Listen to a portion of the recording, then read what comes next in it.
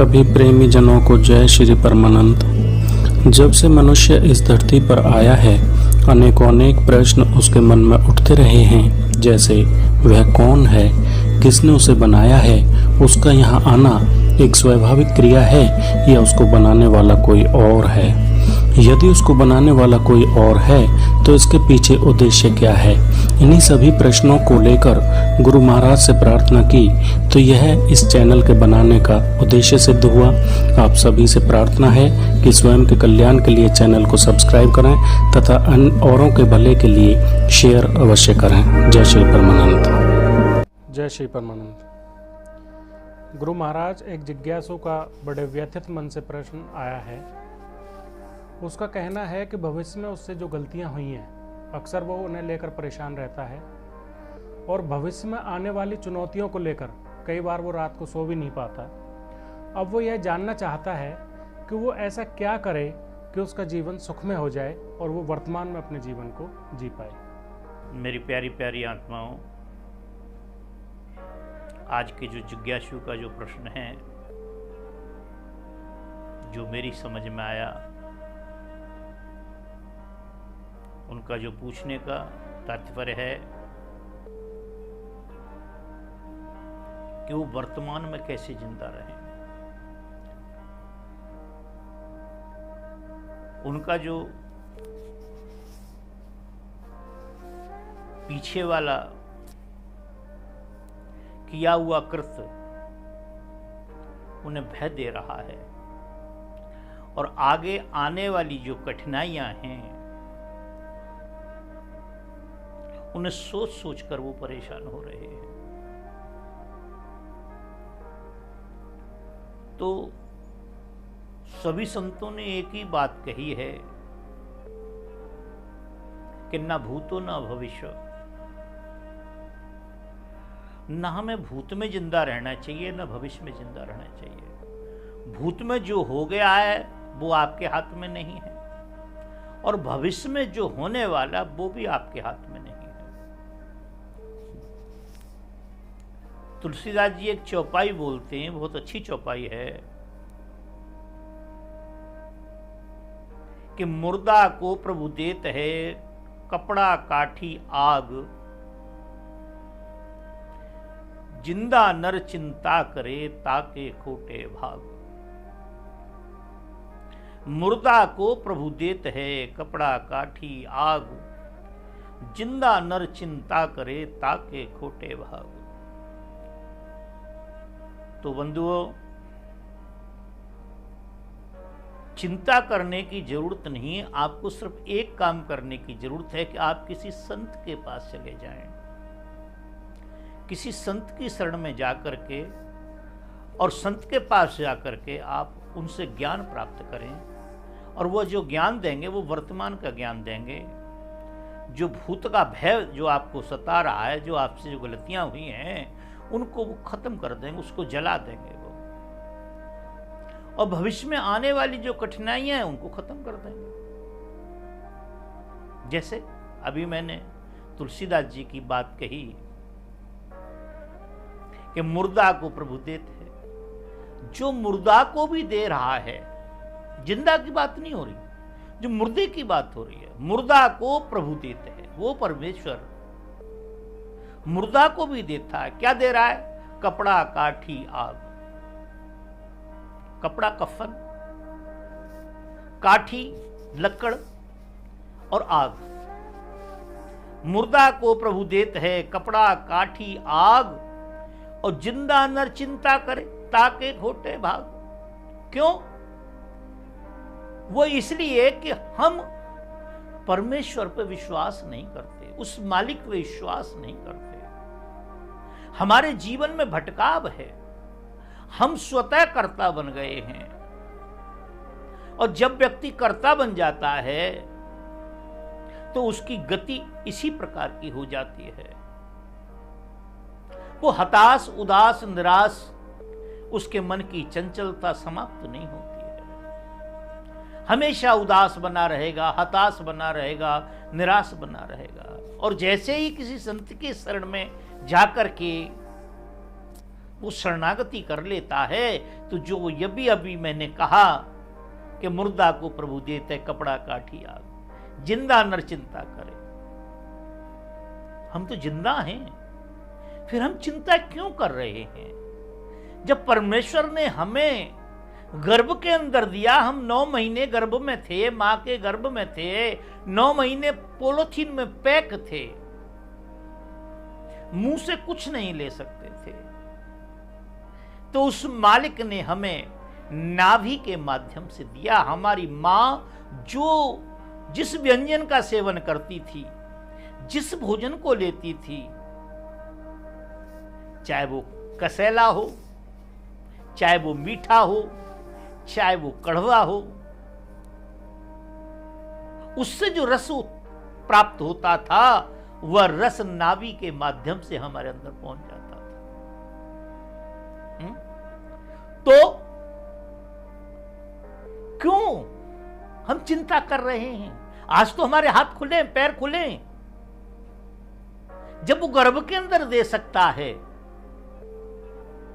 फिर हम चिंता क्यों कर रहे हैं? कई लोग मैंने देखा है, आपने भी देखा होगा, बड़ी टेंशन करते हैं, बड़ी चिंता करते हैं।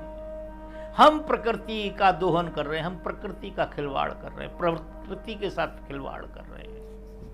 क्या कोई जीव प्रकृति से खिलवाड़ कर सकता है? किसी की ताकत है जो प्रकृति से खिलवाड़ कर ले? प्रकृति अपने बैलेंस को अपने आप बनाती है। क्या इस दुनिया में कोई ताकत है कि इतनी बर्फ पैदा कर दे? देश के देश बर्फों से भर देता है प्रभु, पानी से भर देता है, बाढ़ आ जाती है, सुनामी आ जाती हैं, पता नहीं लगता। 100 फीट 200 फीट ऊंची लहरें उठती हैं। क्या ये मनुष्य का किसी का काम है? कोई ऐसी पंप बनाई है, कोई ऐसा फ्रिज बनाया है जो इतनी बर्फ पैदा कर दे? लू चलती है, कोई ऐसा हीटर बनाया है? नहीं बनाया। इसलिए क्यों करते हैं ये लोग, जिन्होंने अपने आप को धारण कर लिया है कि जो कुछ करता हूं मैं करता हूं? नहीं, मैं नहीं करता हूं, जो कुछ करता परमेश्वर करता है। मैं कुछ नहीं करता, मैं तो केवल माध्यम हूं, मैं तो केवल निमित्त हूं।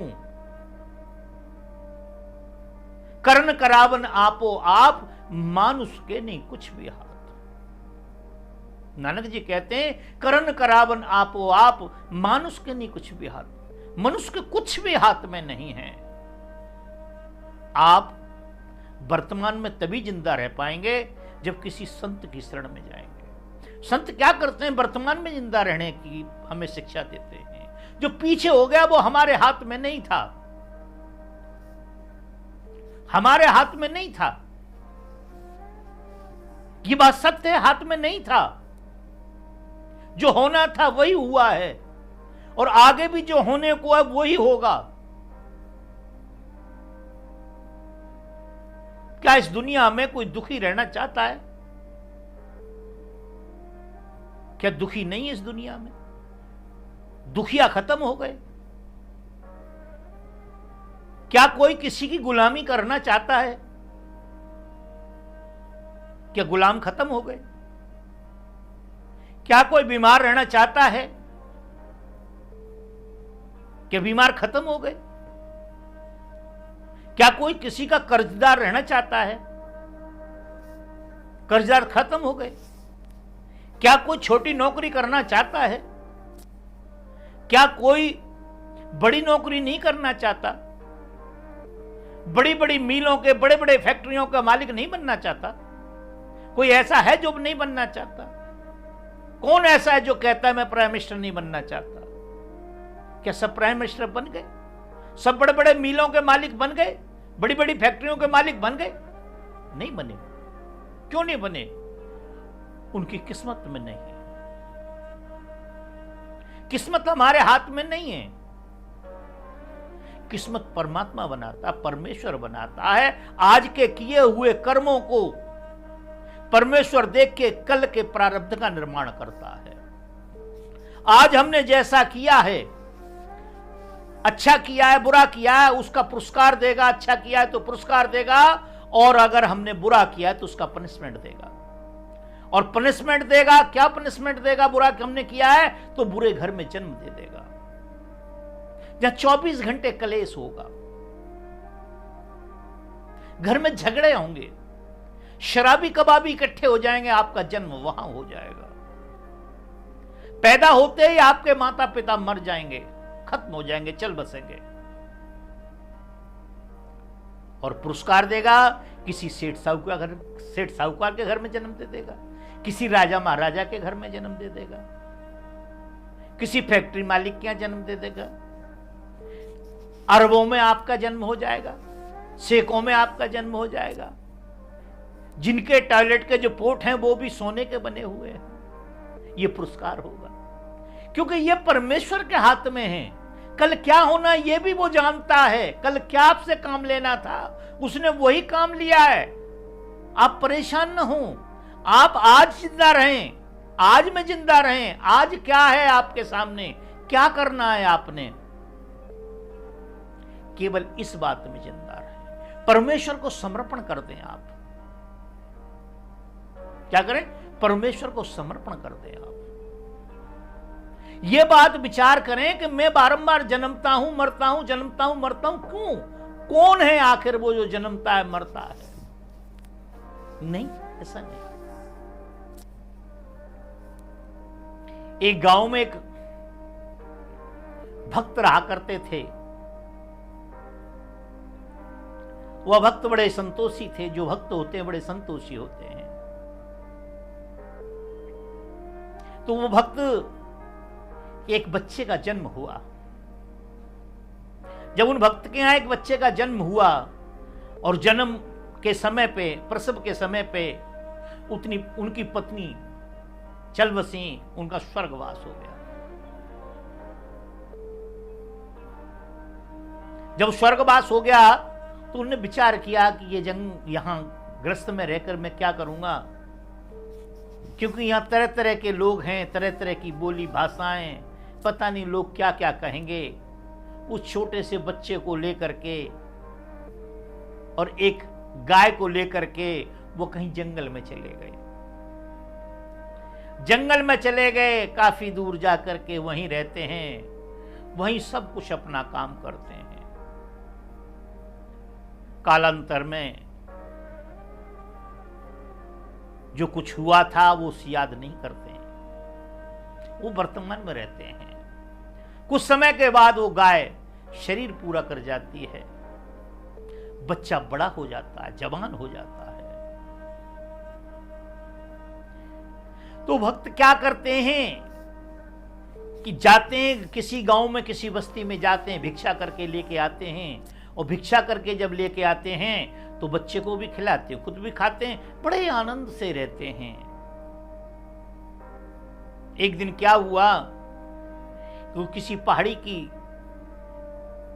रास्ते से आ रहे थे, उनका पैर स्लिप हो जाता है और उनके घुटने में चोट लग जाती है और उसमें स्वेलिंग आ जाती है। वो फोड़े टाइप का हो गया, जैसे फोड़ा होता है। एक आध दिन तो वो गए किसी तरह से, आखिर वो उनकी सामर्थ्य जवाब दे गई।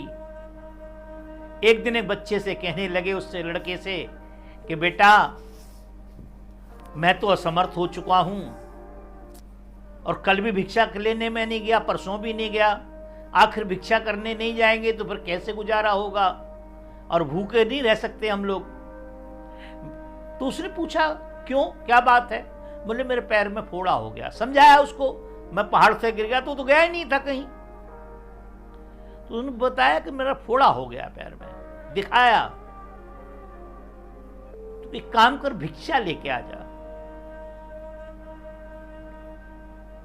उसने कहा मैं तो कभी गया ही नहीं भिक्षा के लिए, कौन है, कहां से भिक्षा होगी? बोले इस तरह से सीधे चले जाना, जो पहली बस्ती पड़ेगी, ऐसे ऐसे मकान होंगे, वहां जाके जाना और भिक्षान दे कहना, 5 घर जो मिल जाए ले आना, उसके बाद वापस आ जाना अपने घर। मिल जाए तो ठीक है, नहीं तो कोई बात नहीं, और 5 घर में परमेश्वर हमारी पूर्ति कर देगा।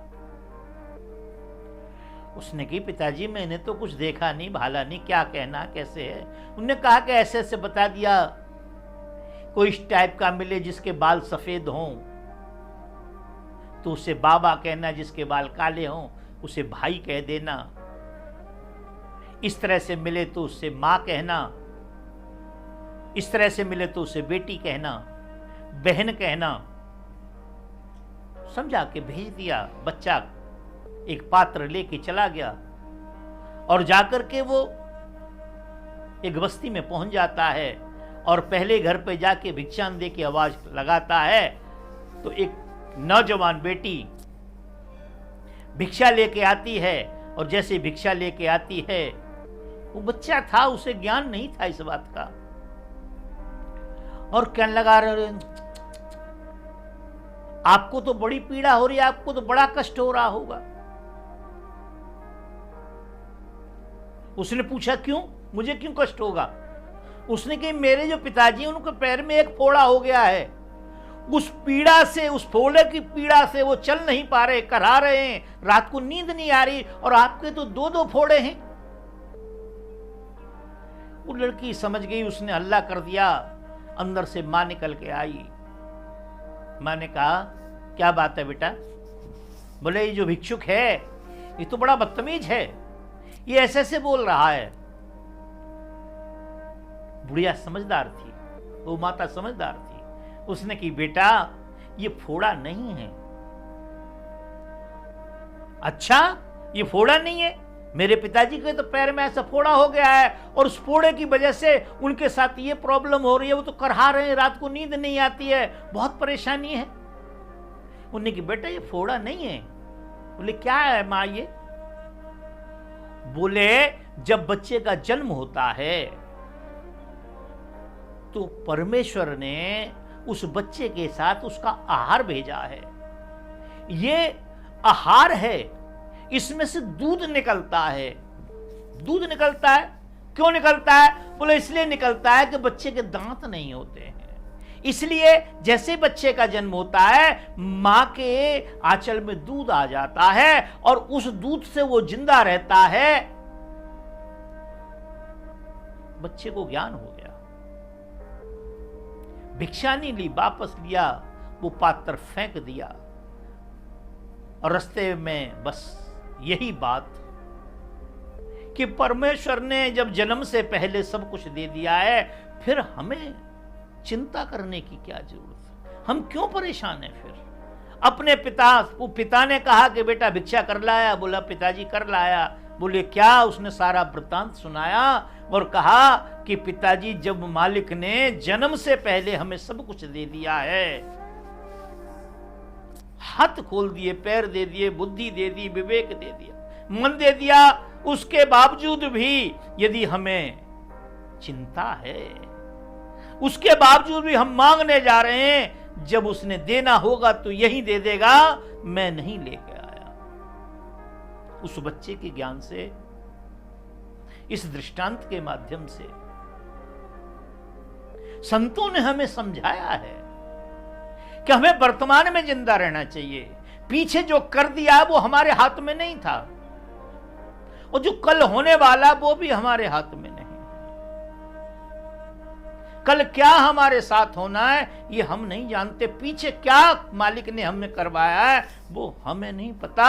जो मालिक करवाना चाहता है वो हमको करना पड़ता है।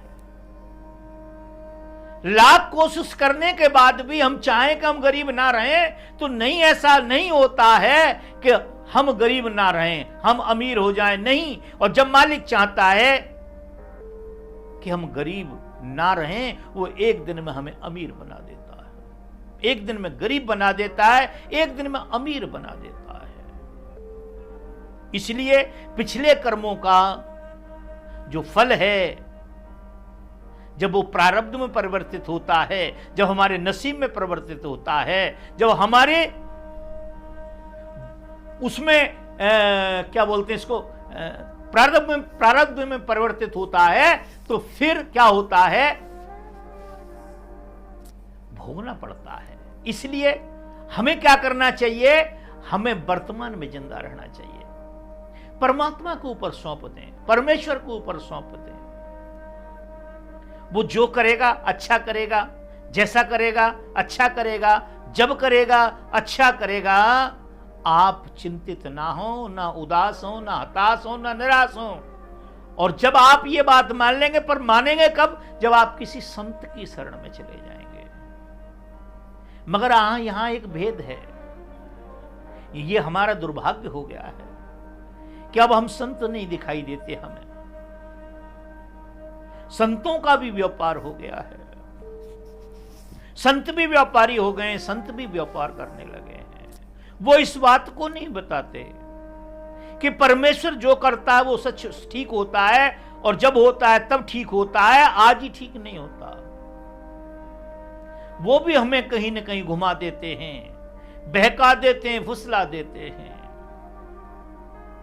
ब्रह्मानंद जी कहते हैं, किताबें धर्म चर्चा की हजारों बाँच कर देखी, किताबें धर्म चर्चा की हजारों बाँच कर देखी, मिटा संशय नहीं मन का अकल जंजाल ने घेरी। क्या हुआ? ये लोग क्या करते हैं? हमें यही काम कराते हैं। जो संत होते हैं वो भजन कराते हैं, कल की चिंता नहीं छोड़ते, पीछे जो हो गया है उसको लिए नहीं छोड़ते, उसकी जो पीड़ा हमारे मन में जो टीस रहती है उसको खत्म कर देते हैं। संत क्या करते हैं? हमें समझाते हैं। एक जगह क्या हुआ, एक संत जा रहे थे, उन्होंने देखा कि भाई ये सज्जन बहुत अच्छे हैं। उनके दरवाजे पे चले गए, कुटिया पे चले गए और कहा कि भाई आज की रात्रि हम विश्राम करना चाहते हैं यहां पे। व्यक्ति ने कहा ठीक है महाराज। भोजन प्रसाद हुआ, और भोजन प्रसाद होने के बाद चर्चा हुई, तो उसने क्या किया कि एक बहुत बड़ा ढेर लगा रखा था लकड़ों का, और उसमें आग लगा दी। जब उसमें आग लगा दी तो संत ने पूछा, ये क्या कर रहे हैं आप? बोले मैं इनके कोले बना रहा हूं। बोले फिर क्या करेंगे? बोले कोले बाजार में ले जाऊंगा, मैं बेच आऊंगा। संत ने कहा ये कोले बनाएंगे और फिर बेच आएंगे? संत ने देखा, कहा कि भाई इस बच्चे को ज्ञान नहीं है, ये तो बेशकीमती लकड़, तो चंदन की लकड़ है, और चंदन की लकड़ को जलाया जा रहा है ये। उन्होंने कहा कि नहीं, आग नहीं लगानी आज इसमें आपने। बोले क्यों? बोले नहीं, आज आग नहीं लगानी है, आज आपने एक काम करना, कल सुबह आपने एक काम करना, मुझे तो जल्दी है, मुझे कहीं जाना है, आप इतनी लकड़ लेके जाना और किसी पंसारी के यहां चले जाना, किसी साहूकार के यहां चले जाना, या किसी मंदिर में चले जाना, और इस लकड़ को दिखा करके इसका मोल पता कर लेना, इसकी कीमत पता कर लेना, इसका भाव पता कर लेना। दूसरा दिन हुआ, संत चले गए, वह व्यक्ति लकड़ लेके गया और जाके एक पंसारी के यहां पहुंच गया। उससे कहा कि भाई ये मैं लकड़ बेचना चाहता हूं, तो चंदन की लकड़ थी, सुगंध दे रही थी। उसने कहा कि भाई, पहचान ली उसने लकड़। उसने कही भाई क्या चाहते हो इसका? बोले आप क्या देंगे इसका? तो उसने बता दिया इतने पैसे। उसने पैसे ले लिए, और पैसे लेकर के, और उस जो पंसारी था उसने कहा कि जितनी लकड़ आपके पास हो, हाँ, उसने कहा क्या और लकड़ खरीद सकते हैं आप? उसने कहा जितनी लकड़ आपके पास हो सब मुझे दे जाएं, और मैं लेता रहूंगा, हमेशा लेता रहूंगा। एक छोटी सी लकड़ बेची उसने, इतने पैसे मिल गए, जो कुंटल 2 कुंटल लकड़ काटने के बाद, चंदन को कुंटल 2 कुंटल चंदन को जलाने के बाद जो कोले बनते थे, उनको बेचने के बाद जो पैसे प्राप्त होते थे, वो 1 किलो लकड़ पैसे मिल गए उसको। उसने कहा अरे भाई ये तो मैं बहुत बड़ी गलती कर रहा था। कुछ समय के बाद संत आए, और संत ने कहा कि बताओ भाई क्या हाल है तुम्हारा? बोले महाराज आपकी कृपा हो गई मेरे ऊपर, आपने मेरे ज्ञान चक्षु खोल दिए, मेरे अज्ञान को दूर कर दिया।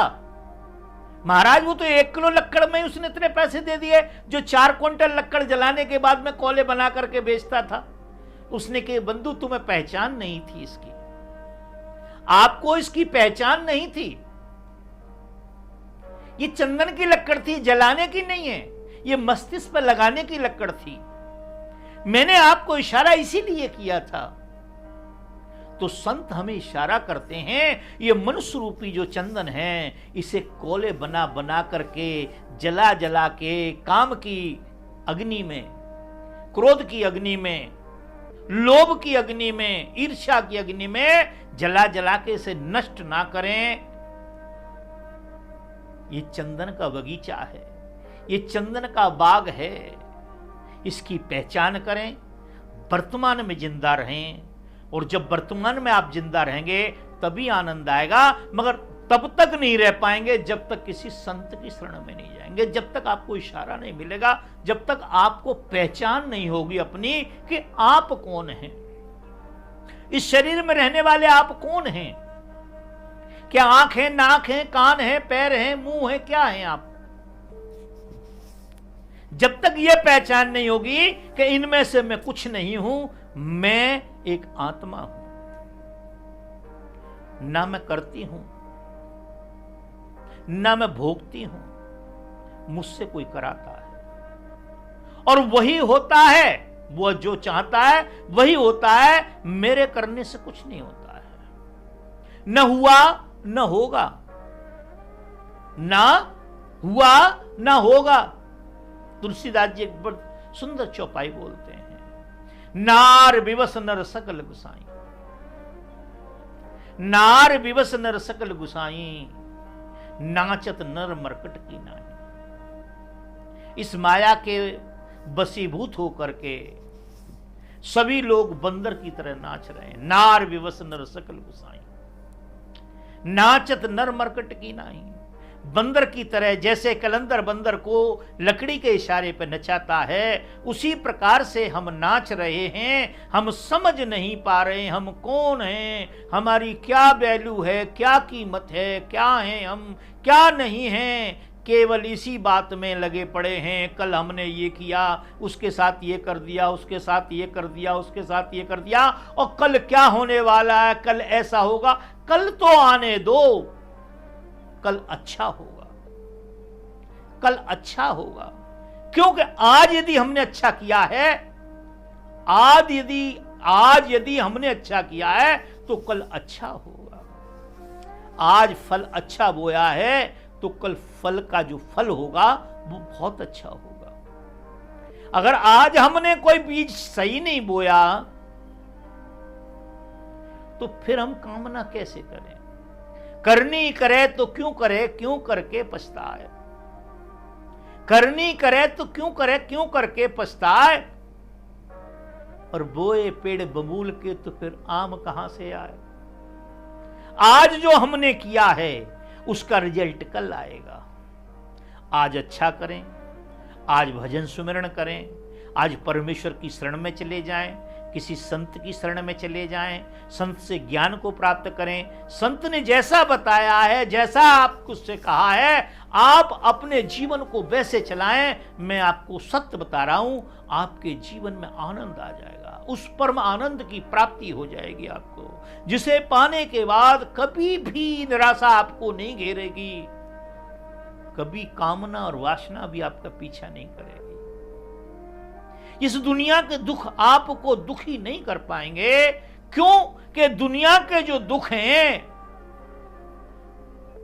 ये सीमित हैं, परमात्मा की कृपा असीमित है, परमात्मा का प्रेम असीमित है, उस परमेश्वर की दया असीमित है, उसकी कोई सीमा नहीं है। जिस दिन आपको ये ज्ञान हो जाएगा उस दिन आप वर्तमान पे जिंदा रहना चालू कर देंगे, उस दिन ही आप आनंद की अनुभूति हो जाएगी।